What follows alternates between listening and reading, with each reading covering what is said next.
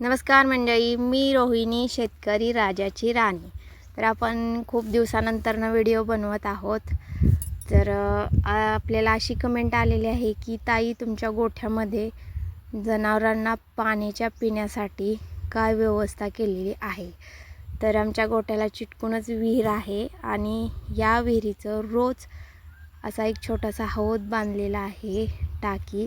या टाकीमध्ये पाणी सोडलं जातं छोट्या मोटरने आणि या टाकीमध्ये मासे आहेत, जेणेकरून आपल्या टाकीमध्ये जर शेवाळ साचलेला असेल तर हे मासे या टाकीमधील शेवाळे खातात आणि पाणी जास्त खराब होत नाही. पाणी रोजची रोज भरावे लागते. जनावरांना ओपन गोठ्यामध्ये जास्त पाणी लागते, त्याच्यामुळे ही टाकी रोजची रोज भरली जाते. तर आमच्या या ओपन गोठ्यामध्ये जी टाकी आहे, या टाकीचं पाणी उन्हाळ्यामध्ये थंड राहतं, जेणेकरून गाई जुलाब करण्याची शक्यता खूप कमी असते. आणि आता सध्या हिवाळा चालू आहे, तर हिवाळ्यामध्ये सकाळचं पाणी असतं ते थोडंसं गरम असतं, जास्त गार होत नाही. त्याच्यामुळे जनावरांना पाणी पिण्यासाठी काहीही दिक्कत येत नाही. तर मला असं वाटतं की गोठ्यामध्ये पाईपाची टाकी बनवण्यापेक्षा असा एक छोटासा हौद बनवल्यानंतरनं जनावरांना पोटभर आणि मुबलक पाणी मिळते.